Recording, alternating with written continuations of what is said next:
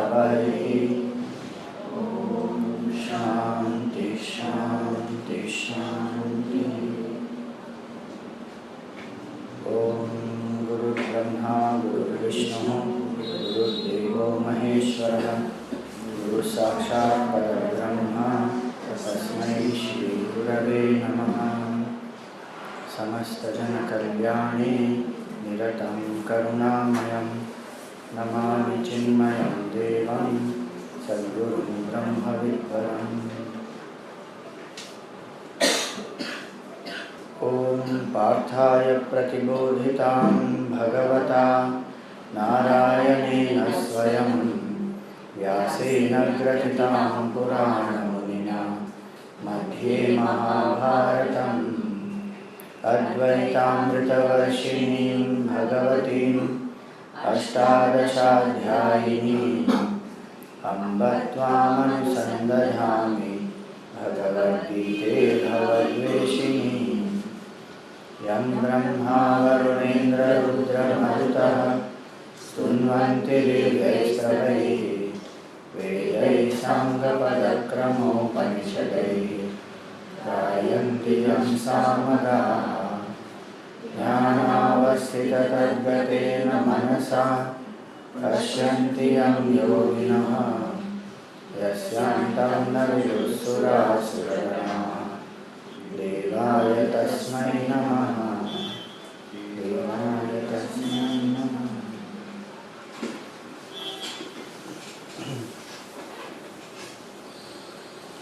So we saw yesterday that the last thoughts that one thinks predominantly determines the direction of one's next birth.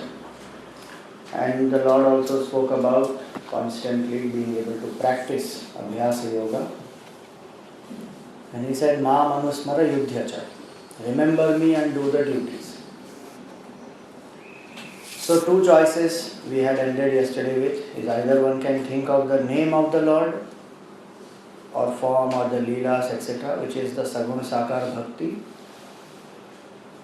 or one can do the Nirgun Nirakar, contemplation on the formless, infinite consciousness as one's own self. In both these, see, the main aim what has to be achieved is what we have to understand is the surrender of the ego and realization of what is my true nature. Concentration of the mind is only a means, a step. That's not the purpose.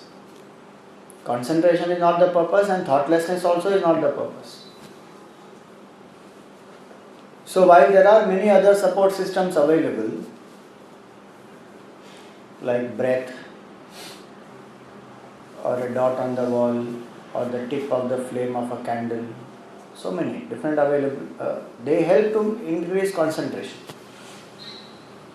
But that by itself is not the solution. Because the root cause of my problem is ignorance and I need the knowledge of myself. To get the knowledge of myself, the mind must be quiet, for which I can use any of the methods. What is necessary along with concentration is the purity of mind, the selflessness of the mind, the surrender of the ego. That comes through this devotion. Because it is very, very tough to live a life of selflessness. Ego does not surrender at all. Only at one altar ego surrenders, and that is the altar of love. Where there is love, ego goes. Love for the child, parent is able to give up the ego. When we love anybody, we don't make a fight, we don't unnecessarily create issues. We let go. So ego goes only when there is love. And that love can be either for the Lord, Ishvara, Saguna Sakar, or for the Atma, Nirgun Nirakar, consciousness. Either of these two. Or the third option available is the Guru. Again, but the Guru is not seen as the Guru is seen as Ishvara only. Guru Sakshat Parabrahma. So it is Ishvara only which is being worshipped. These two aspects are very important to understand, because otherwise we get stuck in the means. Even in Yoga Shastra, if you see, dharana, then dhyan, then samadhi. Dharana is a means, concentrate. So now here he says this, that those who contemplate on the self, or those who remember me, Sagun Sakar, such people, we saw that there are Jivan Mukta masters, the realized masters who have realized here itself. Their ego is gone and they realize the truth. But in case some of them have not been able to realize that, then what happens? So that is the next part of this 8th chapter, which speaks about death. So here one has to understand this shloka in two different contexts. One is the physical death and other is the death of the ego. And these shlokas which come now, they can be applied for both. Our Gurudev Swami Chindananji in his commentary has spoken more about the death of the ego, because that's the real purpose, which is what we all are trying to achieve, that let the ego be dropped. So now what does he say? You see in the 10th verse. Prayana kale manasa chalena Bhaktya yukto yoga balena chaiva Bhruvor madhye pranamaveshya samyak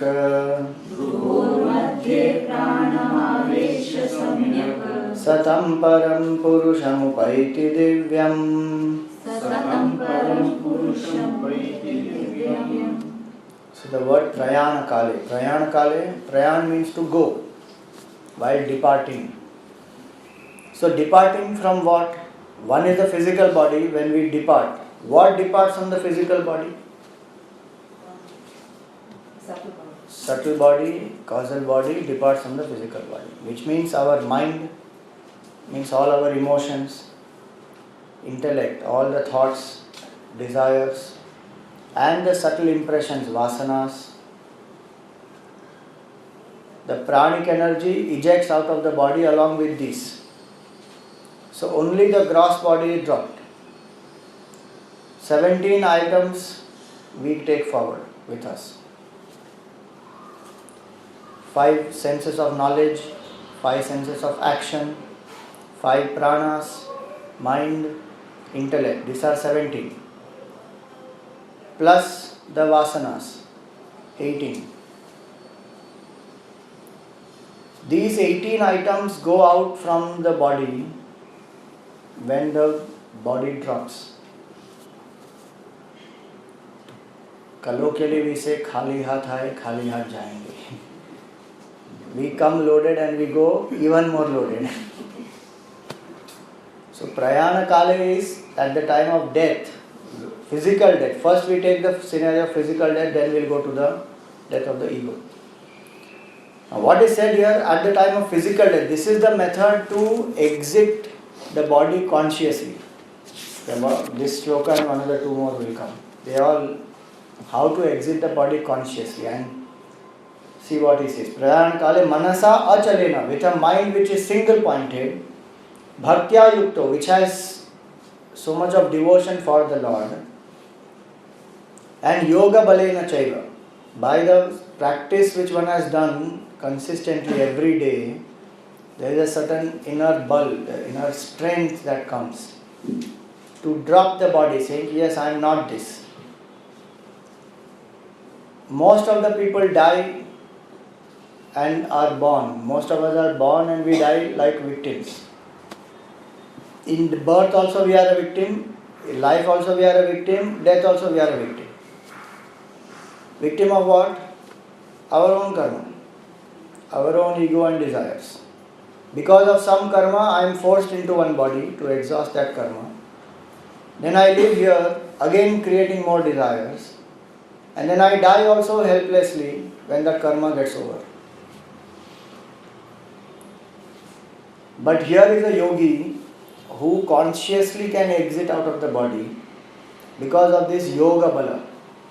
The inner strength that one has cultivated by regular practice, every day one who practices this, what we saw yesterday, the sadhana that one has done, that gives certain bal, Atma bal we call, Yog bal we call, so many different ways to call it. It's the inner strength where I know how to drop what is the unreal, what is ephemeral, and eject out of this without any regret. Otherwise, imagine how difficult it is to drop the body. Forget dropping the body. Suppose I've lived in a house for so many years. So many memories I have. And to leave that house and go somewhere else, not at all easy. Same thing in the body. So the sadhana bal is such that the person is very, very clear. It is not just some kind of a, when we read the word yoga bala, we think that it is some weird mystical power, which comes. And then we imagine that one light comes out of that man's body and he has gone out of this body, all that stuff. There's nothing mystical about that. What it is, that by regular practice of, yesterday we saw 2 points, right? Ekagrata and asangata. By constant practice of single-pointedness and detachment, the person gets a certain clarity and dispassion that enough now, this is anyway temporary. Why should I even hold on to this? And I am moving ahead. So that person consciously drops the body. There is nothing, no looking back also. Because the detachment is very clear in the mind of that person. One is very clear that this is not me, I am not the body. So one drops. Yoga balena chaiva. And what does he focus? Bhruvar madhye. All the pranic energy he focuses here. Bhruvar madhye pranam aveshya samyak. And ejects out of the body. So ordinary people, when they die, the prana goes out from any of the 7 holes of the body. And you can do some research, you will find out also. Nowadays they have done all those experiments where they keep the person who is about to die in some glass case and all that, and when the person departs, that case cracks. So those kind of experiments people have done. The idea is that when we die as victims of our karma, any of the 7 holes, so some people when they die, the eyes remain open, somebody mouth opens, somebody goes out through the ear, somebody through the nose, somebody through the anus or genitals. Any of these 7 it will go out.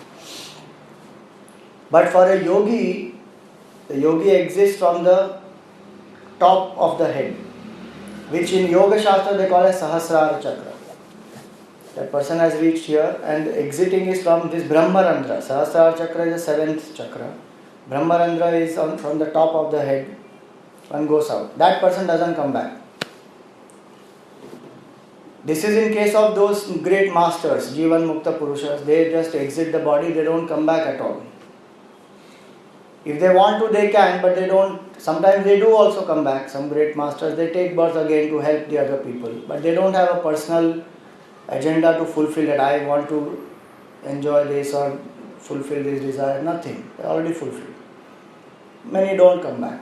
One with the Supreme. Our Gurudev's Guru, so our Param Guru Swami Tapon Maharaj, he left the body like that. Conscious exit, just like this. Got up in the morning, got ready, sat down, did his meditation, and the disciple brought tea.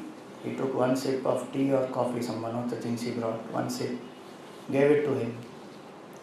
And he said, Ishwar ka dhanyavad ho, ab main chalta hu. Gone. Just like we say, no, ab main jata hu, bye. And strange part is, so many yogis had come to see how does a Jivan Mukta depart, because his health was not good. So people knew that it is a matter of few days. But he chose such a time, he went in the morning, Brahma Muhurat time. And nobody even suspected that he will go like that. They thought he will die because his body was weak. So we will see him. He got up and there is one last picture of his where he is just sitting like that, So he becomes so skinny, but his body is so erect and so much of tej on his face. It's amazing, Tapan Maharaj's picture.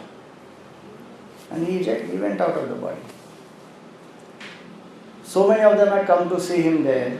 They were still sleeping. One or two of them may have managed to see those who were awake at that time. So conscious exit. And many such yogis you will find. In our literature of saints, you will find many of these yogis who depart consciously.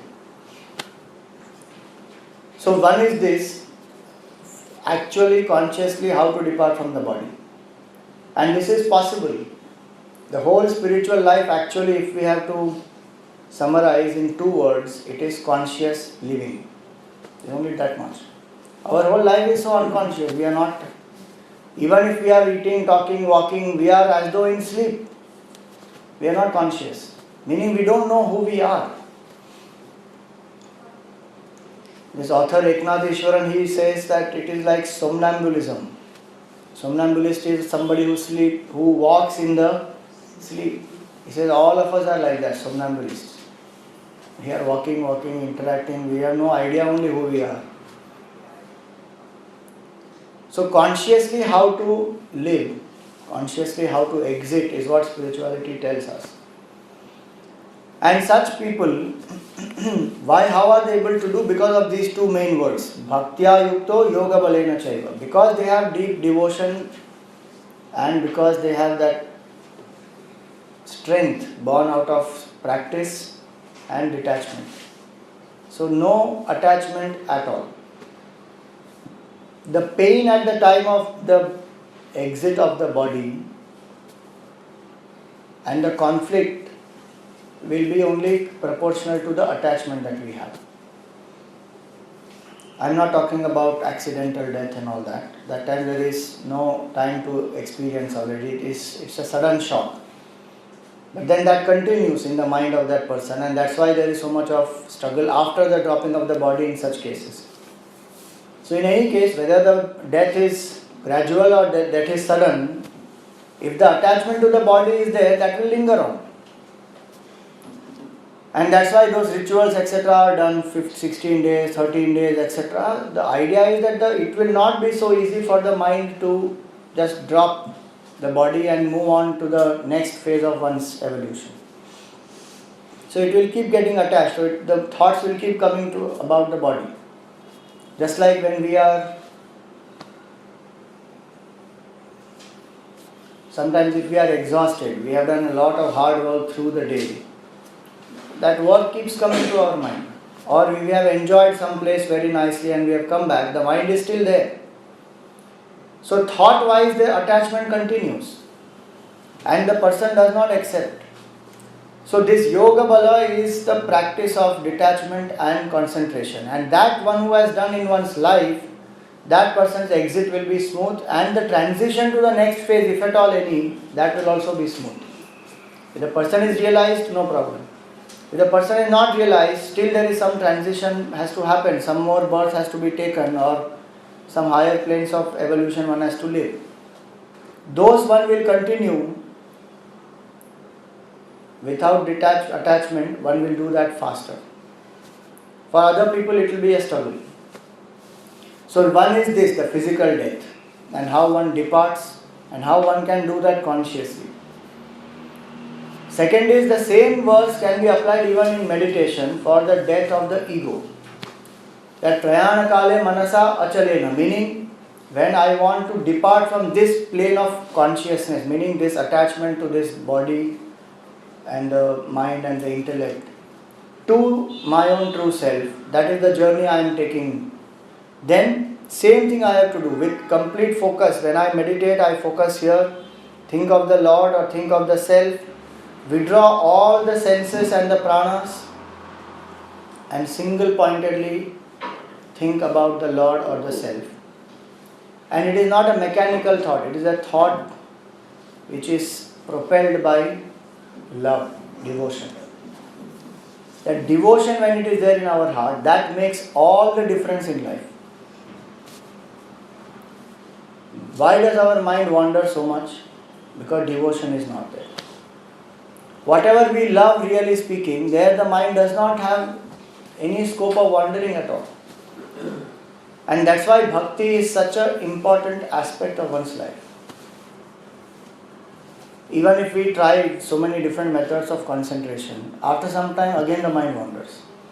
But love is something where the mind will just abide hours together. People who love stock market and the stocks, my God, with numbers, how much they keep playing with numbers. इसका इतना ऊपर हो गया, इतना नीचे हो गया, ये हो गया, वो हो गया. Others are wondering, what is this number?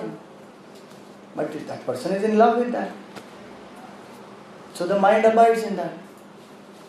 So love, when it is there, then that happens, that the mind focuses. So with that devotion for the Lord or devotion for the self, with single pointed focus here. And why is this focal point required? Because the mind needs a locus to identify. Otherwise it's spread everywhere. It keeps wandering. But the moment we focus here, all the energies also start moving upwards. The person also is able to focus, has a point of reference, and when the love is there, then that becomes much more deep. So using this method, when a person concentrates and does contemplation on the self or thinks of the Lord, one loses the individuality. So he says, Satam Param Purusham Upayati Divyam. That person in that very state of meditation has consciously experienced the dropping of the ego. And the joy that comes with that dropping of the ego, where all duality vanishes. That is Supreme Purusha. That is a state of absolute oneness, and it is called Divyam. It is a divine state. So either it is dropping of the ego or dropping of the body. This shloka can be taken for both these. Now, the Lord also gives in this chapter, we had spoken about Pranava or Om. So if we find that it is difficult to focus on the Nirgun Nirakar, what was said earlier yesterday, Kavim Purana Manushasitaram, that last verse which we saw yesterday, which are all pointers of the absolute consciousness, where there is no picture in the mind, there is only a pointer, a concept, using which I am undoing all my false notions about myself.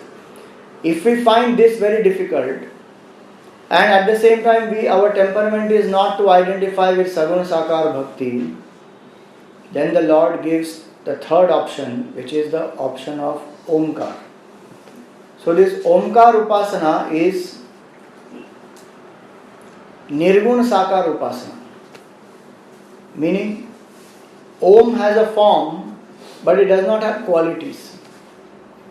Like we say, Krishna is ever smiling, or Shiva is ever equanimous, or Devi represents destruction of good over evil. The victory of good over evil. So if we find it difficult to identify with these, and at the same time very tough to identify with the absolute pure consciousness, is there a way, middle path?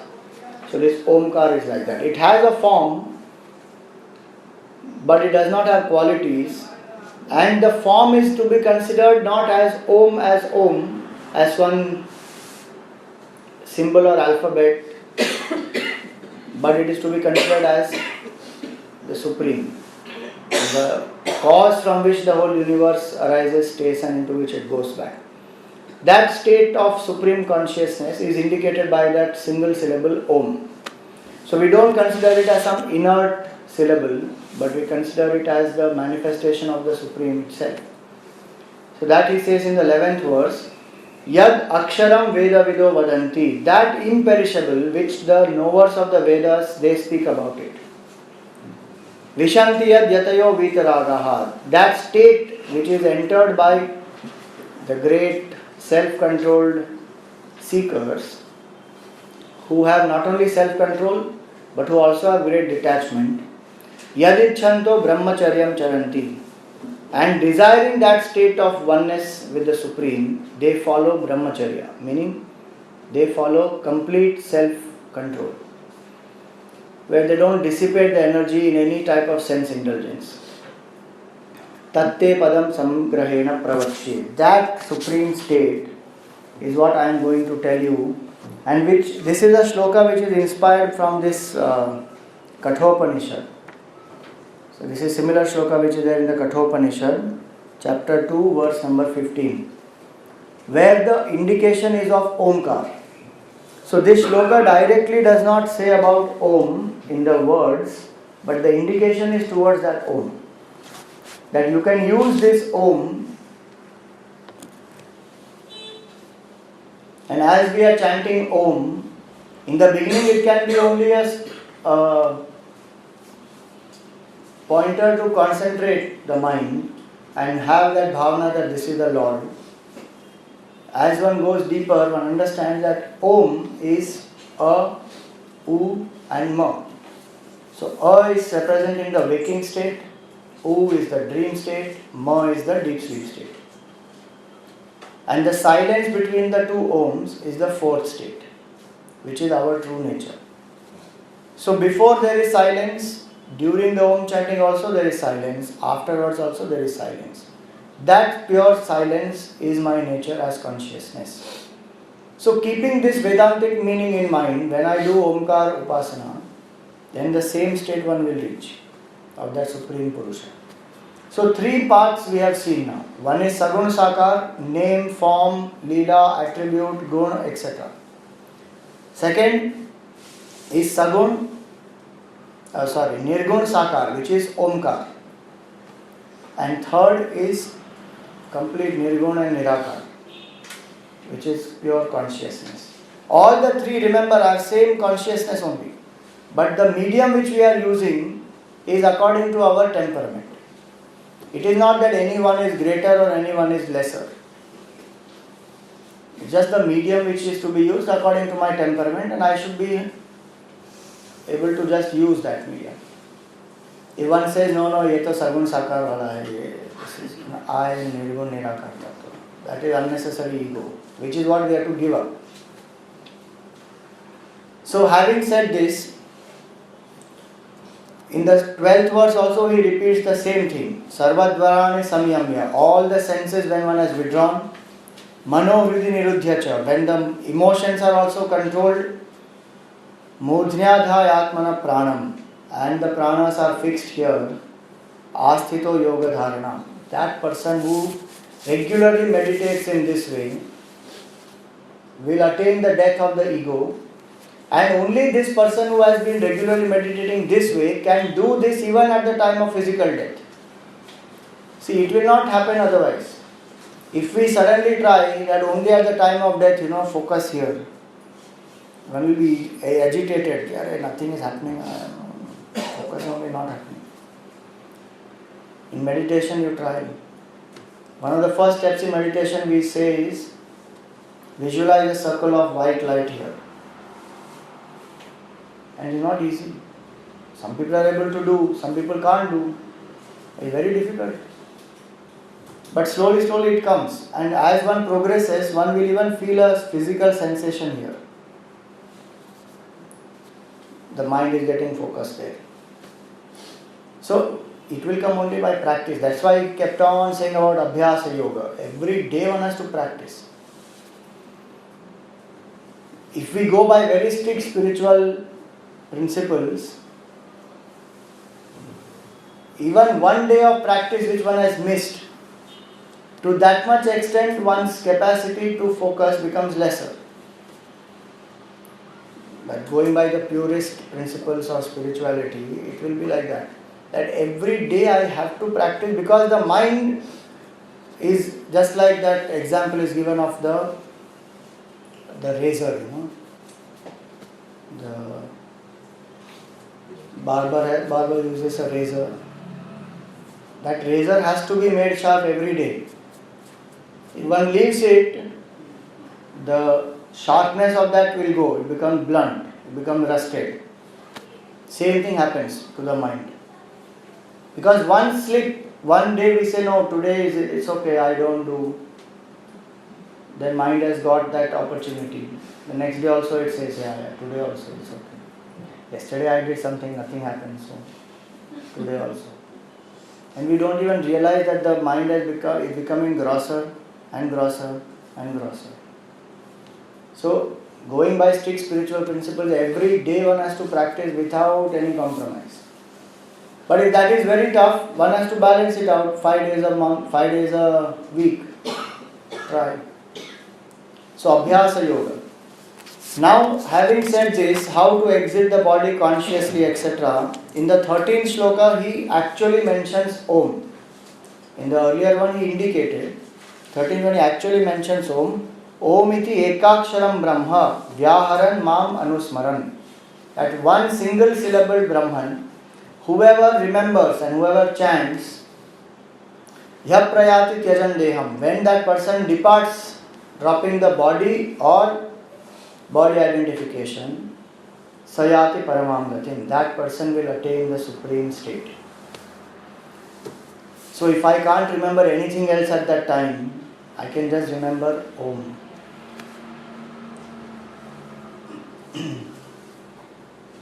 I'll tell you one more secret of this Abhyasa Yoga. Is nowadays we are very familiar with this Alzheimer's. When Alzheimer's happens, one of the things which comes to help of that person is only what one has practiced. Because the impression, the stronger impression which is there, that continues. May not be very consciously that person is doing, but that continues. The weaker impressions, they drop away. So even if one thinks, that I will die when I become old, old age is very, very tough. It's not at all easy to handle old age. Unless that abhyasa has been done, it will not help. Some people, they think that spirituality is post-retirement plan. So difficult, in that age, when I start spirituality, I have to live in self-control, control my desires, pranic energy, and then focus here. How? Not easy. That's why the earlier we start, better. And that impression has to go on with forming on the mind. That person who has been doing this every day, focus here, chant Om with devotion, concentrate completely, withdraw from everything else. At that point, there is nothing else which comes to the mind of that person. One has lost oneself only in that object of contemplation. That practice, whoever does, only that person will be able to do even at the time of death, and the person will attain the Supreme. So this much he has spoken about conscious exit from the body or consciously dropping the ego, either of these. Now what he says ahead here is that people who don't attain this state of fulfillment, they have to keep coming again and again to this world. In the 15th shloka he says, Mamupetya punarjanma dukkhalayam ashashvatam na apnuvanti. People who have attained that supreme state, having attained that fulfillment, they don't again come back. And he uses two words for this world, for this creation. Dukkhalayam ashashvatam. Very powerful words. Dukkhalayam means what? An abode of sorrow. Ashashvatam means which is temporary. And both are actually cause and effect. It is an abode of sorrow because it is constantly changing. And hence he says that people who have attained that state, they only are free from this realm of change. The rest of them keep coming back again and again. Now these two words, Dukkhalayam and Ashashvatam, they are very, very powerful words. Because our moha, our delusion makes us feel that this is Sukhalayam and Shashvatam. How much ever Gita may say Dukkhalayam and Ashashvatam, that is limited to satsang. The moment I step out from here and I see, what do I see? This advertisement. Something I see. It's only So you were saying about concentration. No, please. You were saying about concentration. Some place I read it is the cavity of the heart you have to do abhyas. Yeah, so here also it is said, Mano Hridi Nirudhya Cha. When the mind is focusing, it is abiding in the heart, that's all. One may say cavity of the heart and those different visualization, because what has to be changed is the notion that I am this body has to change. When we say the word I, where do we touch? Here, no, we say I am happy. Does anybody say I am happy? No. So this is a focal point of my identity. I, when I say this. So either you focus here or you focus here. Whichever one place you focus. Idea is only in that, in the depth of my personality is the self, which is my true nature, which today I am not able to understand because so many layers are covering it and I am attached to the layers. He says, get deep within, remove the attachment to the layers and come to the core. That core is called as a cavity or whatever you want to call it. So when I get out from this place and when I see something, then again the mind goes out. The person who contemplates more and more that even while I am seeing this is ashashvatam, temporary, and this is dukkhalaya. Only that person will have the capacity even to sit down for meditation. Why are we not able to sit down? Because these two words are not firmly there in our mind. We still feel that this work let me finish, that meeting let me finish, this I will eat, that I will enjoy, then I will start. So the temporary nature of life is not understood deeply and we don't see the pain in that.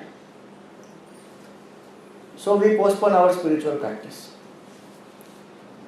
Why is it that the masters are able to sit and we can't sit? It is not that they are being blessed by the Lord separately, but the conviction is there. Like how the toys don't tempt us anymore, the world does not tempt them anymore.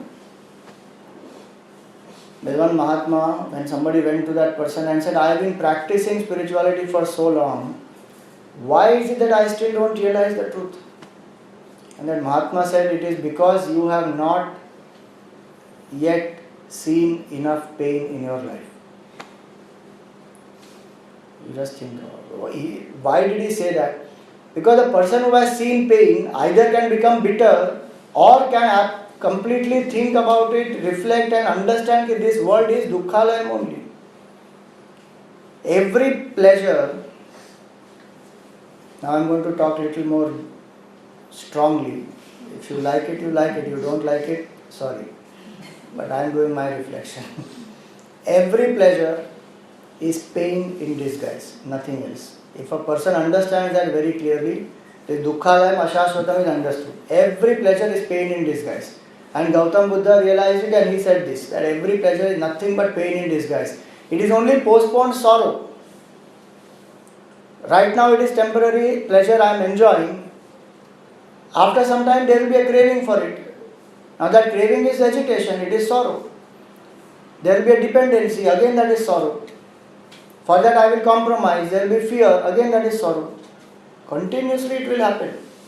And that's why our Gurudev used to say that the main course in life is dukkha. Sukha is like a chutney or a pickle. Now and then you can take. Just for taste. The main course is dukkha only. Temporary nature of life is dukkha. So one who understands this, that person says, Bas, now how many times to come back again here?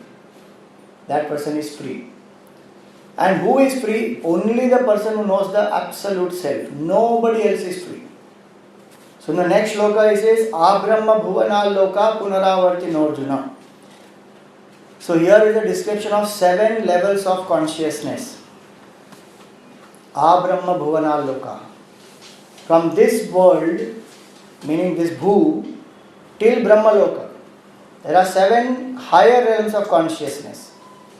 Bhuhu, Bhuvaha, Suvaha, Mahaha, Janaha, Tapaha, Satyam. 7 levels of consciousness. And please do not think that these levels of consciousness are only subjective. They are both, subjective also and objective also. No, Swamiji, I can't believe it's objective also. It's all subjective only. Heaven and hell are only states of mind. Right now, are you sitting here or not? Is this objective or not? And is the subjective realm also existing or not at this moment? This realm of consciousness where we are, we have a body, we have senses, we are experiencing through the senses and having this experience, and so many of us are here because of our karma. This realm, how real it is, in this realm we have objective plus subjective coexisting. Every realm is like that. Till one realizes the absolute truth, even there, it is not that objective realm doesn't exist, but the attachment to that objective realm is not there. But it still remains. Like in dream. Is the dream only a subjective phenomenon? When I am in the dream state, do I feel that this is all happening inside my mind, or do I really feel that this dream world exists and there is one outside and there is one inside? There is no one dream world. So, objective reality does not only mean solid and tangible reality. Objective reality is. So, these are realms of consciousness. That's why it is called loka. The word loka is very beautiful in Sanskrit. What is the meaning of loka? Lokyate, by which we see. So, that which is visible externally and also which is a realm of experience internally. A combination of these two is called as loka. It is not either one. It is both. What I am seeing, meaning what I am experiencing externally, and what I am experiencing internally because of the result of what I am seeing outside. Both. That is called loka. And in every loka, the person stays there as long as the karma lasts. Like if we go to Switzerland now, vacation is coming, December. New Year, where will we celebrate? Switzerland. Very good. How long can I be there? So long as my money lasts. Moment money over, back here. Same way. Every realm of experience, after the body drops, the jiva goes according to the karma in 7 different realms of experience. Higher realms, 7. Lower realms, 7. So there are 14 realms of experience. And all of them are temporary. Abrahma bhuvana lokaha punaravartino arjuna. Mamupetya tu kaunteya punarjanma na vidyate. Having attained that state of absolute truth, which is changeless, permanent happiness, that person doesn't come back. Doesn't come back meaning doesn't get pushed and come back because of karma. If one wills to come back, one may come back. That's like an avatar. Consciously coming to this realm with the knowledge that I am divine.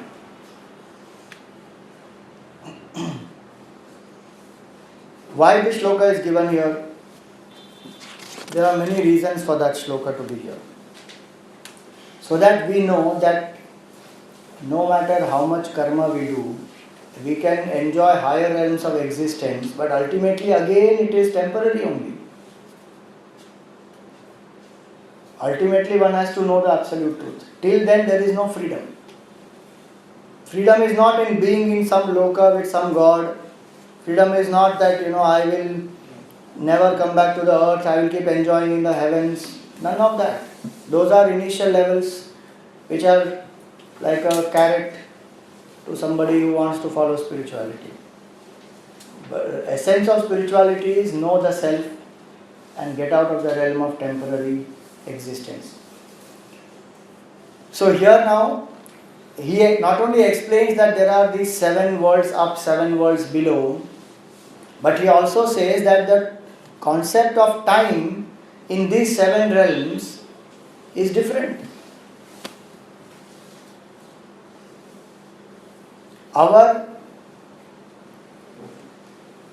1 year is equal to 1 day for the Pitrus, the departed ancestors. Now he gives one measurement here. Sahasra yuga paryantam aharyat brahmano viduhu. Ratrim yuga sahasrantam teho ratra vido janaha. So what does he say? That the people who know the day of Brahmaji, what is 1 day of Brahmaji? Here he says 1000 yugas, meaning is 4 yugas which are there: Satyug, Tretayug, Dwapar Kali Yuga. They are thousands of years. Satyug is, Kali Yuga is 4,32,000 years. It's the span of Kali Yuga. And we are only in the 2000th year. And we are saying Kali Yuga aa gaya, Swamiji. 4,30,000 years more to go. Now think about it. Do you want to come back again? Already this 2000 years of Kali Yuga itself, so much anyaya is happening. Again we come back, what is going to happen? Already pollution is so bad. Imagine after some time you come back again. Water will not be there proper, air will not be proper, nothing. In some dirty place we will come back again. So 4,32,000 is Kali Yuga. Double of that is Dwapar Yuga. Double of that is Treta Yuga. Double of that is Satyug. This is one kalpa which is equal to 1 day of Brahmaji. Same is one night. So one kalpa is 1 day, one kalpa is 1 night. And Brahmaji's lifespan is also 100 years. After that Brahmaji will also die. What this means to say is, number one, that time is absolutely relative. You may say, this and all we don't believe, Swamiji. Okay, don't believe. Go and see Interstellar movie and then believe. There they will say the same thing. I have not yet seen the whole movie, but I have heard bits and pieces of it. I can straight away relate that this is what it is. One of the points. I am not saying the whole movie is only this, but one concept of time is the same. We have to travel at the speed of light and all that. That's what they are saying here. That and how can you do that? Travel at the speed of light and all is not so easy. So generally speaking, that's what they say, that the realm of consciousness is different, so the time is different. So in some place the life seems very long, in some place it seems very short, but it is temporary, however long it seems. Nothing compared to that which is eternity. So one is time is a relative concept. Second is that because time is there, we are identified with the body, with the change and with that which is perishing. So those who are striving to attain the timeless must withdraw from that which is changing. Because time and change go together. So the more I stand apart as a witness, the more I am staying as the timeless consciousness. The more I attach myself to the body, mind, intellect, the more I am stuck in time. So he says that this whole concept of time, including the creator itself being destructible. Person who realizes this says ki bas, I don't even want the position of Brahmaji. And by the way, do you know who is the next Brahmaji of the next creation? Hanumanji is the next Brahmaji. Yeah, I am not joking. Shastra is saying that when this kalpa will get over, and many kalpas like this will get over, and when that Brahmaji will die, then Hanumanji will become the next Brahmaji. So that way Srishti Krama is planned very well. It goes on. We don't have to worry. What we have to find out is how to exit from this place. Don't start thinking, when can I become that? However great that state may be. And in this context, one thing which is not directly related, but there is one SMS which keeps going, Yuga Sahasra Jojana Par Bhanu from Hanuman Chalisa. In WhatsApp message people keep sending. 1 Yuga is equal to 12,000 years, Sahasra is equal to 1,000. And so this Yuga Sahasra Yojana Par Bhanu tells us the distance between earth and the sun. It doesn't say, there is nothing like that in it. Because one yuga is not 12,000 years. One yuga is minimum is 4,32,000 years. So we should not twist so many things and put it into our culture and make it appear scientific where it is not even mentioned. So now, having said this, he ends this whole shloka, this whole chapter by giving two paths by which people depart when they drop the body.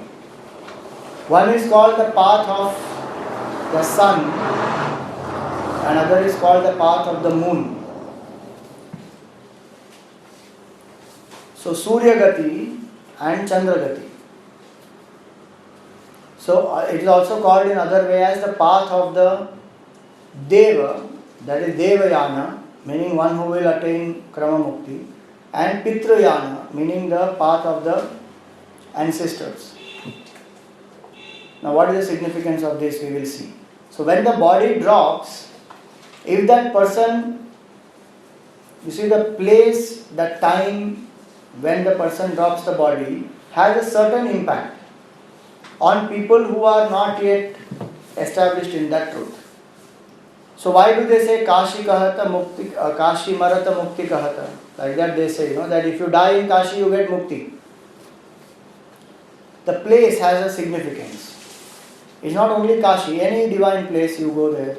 Idea is that when the environment is divine, one's thinking will go towards the Lord. And in such places, when thinking of the Lord, one drops the body, the evolution is better and faster. It is a different matter that if the person has so many desires, even in Kashi he is sitting there, but mind may be somewhere else on. But place has a significance. Like when we want to play tennis, where will we go? We go to a tennis court. No? We can play in the house also. But we need the environment, we need the place. So place has a significance, time has a significance. So now based on the place and time and other factors, in this 24th shloka he says, these are the conditions in which when a person departs, that person gets what we call as Krama Mukti, gradual liberation. What is this? Agnir Jyotiraha Shuklaha Shanmasa Uttarayanam Tatra Prayata Gachanti Brahma Brahma Vido Janaha.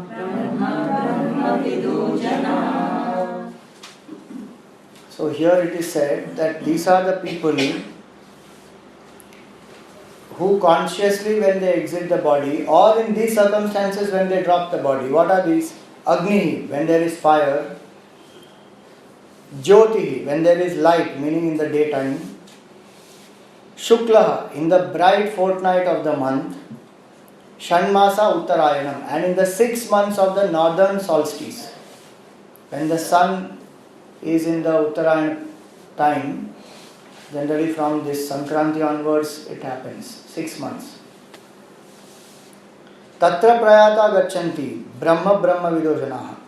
Now these 4 conditions, in these 4 conditions if somebody drops the body, then where will they go? All these 4 conditions are symbolic of the person who is seeking knowledge and who does not have desires for this world. Whether it is light or fire or bright fortnight or 6 months of northern solstice. These indicate the mental temperament of the seeker who seeks knowledge, because knowledge is represented by the sun and the light. And the person who is seeking that knowledge has withdrawn the mind from the sense pleasures, etc., but has not yet attained Jivan Mukti, realization while living here. Now what will happen to that person? He does not have desires to come back here or to enjoy in the other realms because he doesn't have desires. And yet he has not realized. So he goes to the highest loka, which is called Brahma Loka. There also the person lives in self-control. And at the time of cosmic dissolution, Brahmaji gives him the knowledge of the self and that person is liberated. So this is called Krama Mukti or gradual liberation. Why is it called gradual? Because one is still waiting till the dissolution of the whole creation. And there Brahmaji gives the knowledge. So these four conditions are representing the seekers of knowledge. If you remember, Bhishma Pitamaha was waiting for this Uttarayan day. And when that Uttarayan sets in, then I will drop the body. And don't think these are only symbolic. The soul travels through these. So the desire is that propelling force. Like the fuel for the car is the petrol or diesel, the desire is the propelling force. So if the desire is only for the knowledge, the mind is so much more lighter. That mind goes highest, straight to the seventh realm, out from there. But the mind which has lots and lots of desires is weighed down, is heavy, that can't soar high. So it goes according to its own capacity. So that is the path of Chandramarga, or what we call as Pitrayana. Going where? To a Pitruloka, they again come back to this earth. This first case of people who are seekers of knowledge, they don't come back to the earth, nor they come back to any of the lower realms. They go straight to the seventh highest realm and they are out. Now he says, who are the people who come back? 25th one. Dhumo ratristatha Krishnaha Shanmasa dakshinayanam Tatra chandramasam jyotihi Yogi prapya nivartate. This is, if there is a seeker who is a seeker of truth, but who has not yet completely given up all the desires. There are some desires which are still there. That's why the word yogi is used. And if that person drops the body in these conditions, Dhuma, where there is smoke, Ratri, darkness, Krishna, that is the second or the dark fortnight of the month, and 6 months of southern solstice, the winter months, or whatever, the rainy season, the winter months. Those 6 months, if a person drops the body, then Chandramasam Jyotihi, that person goes through the path of the moon. Where does that person go? Goes to the Pitruloka, stays there, may even go to Swargaloka, because these are the realms of enjoyment. Exhausts one's desires, and then again Prapya Nivartate, again comes back here. Why? Because the journey is not yet completed. So according to the karma, I went, exhausted some desires, again came back. I may have to exhaust some more desires even on this earth. And then realize the truth, get the exit. So these are two paths. If we go by general thinking, one may say that a seeker who is seeker of knowledge gets either Jivan Mukti or Krama Mukti through the path of the sun. A seeker who is not seeking knowledge but seeking fulfillment of desire. And why do we say desire? Because moon is symbolic of matter. Moon is symbolic of romance, desires, all that. And our Gurudev used to joke, that people, that's the reason. Because moon is symbolic of desire and sense enjoyment and all that, that's why the word for mad people is lunatic. And also, there is people who get married, they celebrate honeymoon, they don't celebrate honey sun. Because moon is symbolic of that, desire, enjoyment, fulfillment of pleasures and all that. And that being temporary, again one comes back here. So these two parts. Now one is important part to know is the symbolic part, which is the seeking of knowledge or seeking of enjoyment. These are the two main divisions. And second is also the external circumstance also helps. When there is light, when there is fire, when there is brightness, the mind is much more able to think about the higher. This is in general. Not that people who in the dark fortnight don't think at all. Right now we are in the dark fortnight. We are doing contemplation. But in general that is observed, the influences in the environment is like that. So both these paths are meant, one path is the path of no return, another is the path of the return. So we have 4 choices in our life actually. Choice number 1 is be a Jivan Mukta here and now. Realize the truth. Strive to realize the truth here and now. Don't think only about next life and what will happen to me. Don't get scared. Just say that here and now, this is my last life, bas, enough. Become Jivan Mukta. Number 1.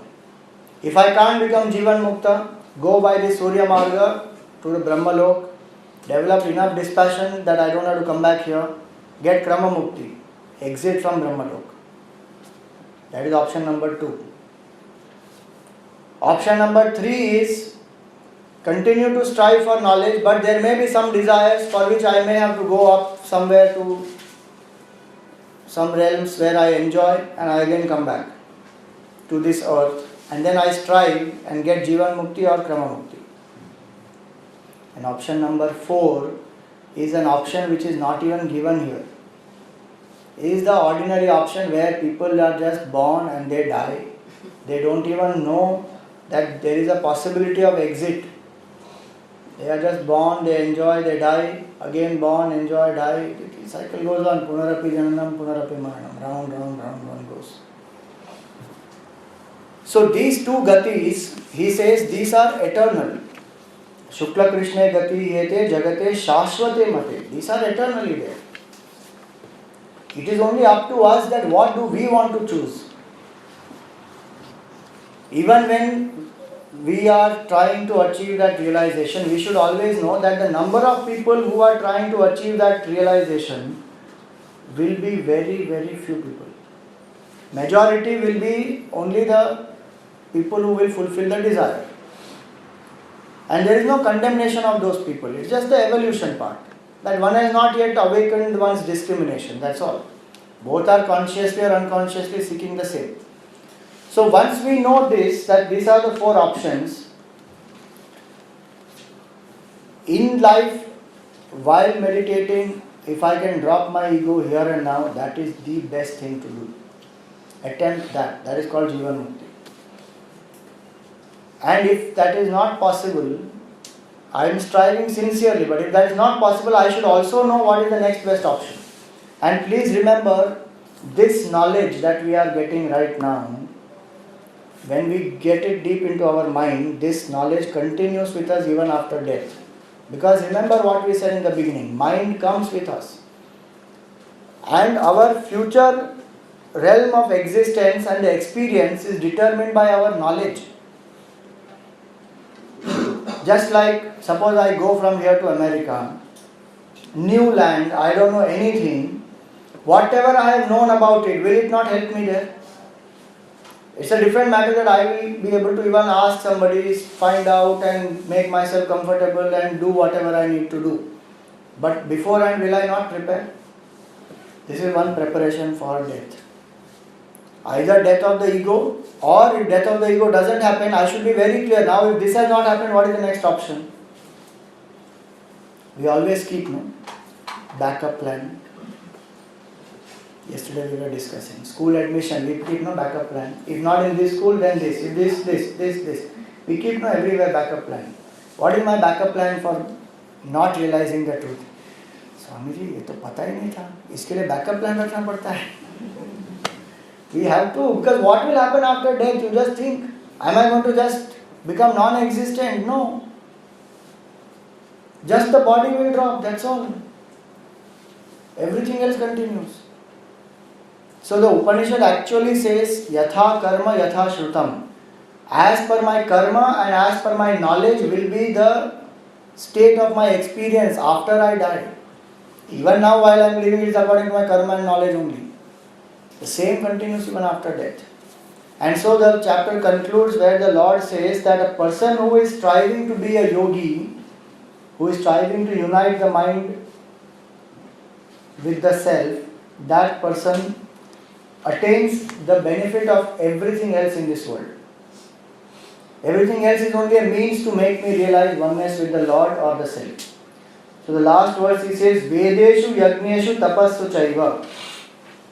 By studying of the Vedas, by doing so many rituals and havans, etc., by doing austerity, Daneshu, by doing lots of charity, Yat Punya Phalam Pradishtam, whatever merit you have acquired, Atyeti Tat Sarvam Idam Viditva. All that one transcends and one attains something greater than all these by doing meditation. By regularly meditating on the Lord or on the self, Yogi Param Sthana Upaiti, and that person will attain the supreme state. Either here or hereafter, but that is sure. Hence he ends this chapter by saying that every day one must spend some time to meditate, because the punya which we get is the currency which is required for after death. So